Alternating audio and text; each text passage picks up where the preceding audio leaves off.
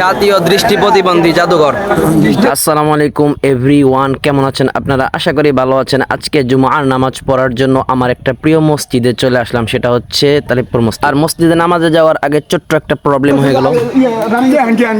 এটা একটা বিস্তারিত কাহিনী, সংক্ষিপ্তভাবে যদি বলি এতটুকু বলা যাবে যে এরা হলো অপরিচিত লোক যারা আমাদের গ্রামে আসতেছিল, বাট রাস্তা হারাই ফেলাইছিল। আর আমি তাদেরকে একটু সাহায্য করলাম। ভিডিওর শেষেও আপনারা তাদেরকে দেখতে পারবেন যে কি উদ্দেশ্যে আসছে। আর সেইখান থেকে আসার আগে বাইরে আমি আকাশের দিকে তাকাইলাম, ওয়াটার ভিউ না সরি মারাত্মক ওয়েদার, আর যেটা আমার সারা জীবনে অনেক পছন্দের। অনেক ভালো লাগলো বিষয়টা দেখে যে ইমাম সাহেব হুজুর টাইম টু টাইম অর্থাৎ 20-এর মধ্যেই খুতবার জন্য দাঁড়িয়ে গেলেন। আর নামাজ শেষে সবাই বসে রয়েছে, তারপরে মাঝখান দিয়ে আমি বের হয়ে গেলাম। আর বের হবার পর সবার বসে থাকার কারণটা বুঝতে পারলাম। আর আমার কেউ বসতে কইলো না, আর কই বই কেমনে, সবাই অপরিচিত, কেউ চিনেও না আমার। অবশ্য কইলেও আমি ওখানে খাইবেন নিকা বসতাম না, বিকজ আমি অনেক আগে থেকে ইনভাইটেড টু আনাদার। যাই হোক, সেখানে খাওয়া দাওয়া শেষ করার পর আবারও বাহিরে বের হলাম। তখন আমার চোখ পড়লো এই ঝাঁকানাকা ওয়েদারের দিকে। আর আসরের পরে আমার কোনো কাজ ছিল না, রাস্তার পাশে দাঁড়িয়ে আসলাম। হঠাৎ সাদেক ভাই বলতেছে চলো বাজার থেকে আমরা একটু ঘুরে আসি। তারপর তার সাথে তার গাড়িতে বিনা কারণে অযথা আপ ডাউন অর্থাৎ যাওয়া এবং আসা করতে লাগলাম। অবশ্য ভালো লাগলো, এটা অযথা গেলে চলবো না। ওই যে ভিডিওর মাঝখানে আপনারা যাদেরকে দেখতে পারেন তাদের আসার উদ্দেশ্য আমি জানি না, বাট আসরের পরে দিয়ে তারা এখানে খেলাধুলা করতেছে। খেলাধুলা শেষ হওয়ার আগে সেখান থেকে আমি চলে আসলাম। তারপর এলাকায় একটা ছোট্ট মাহফিল ছিল,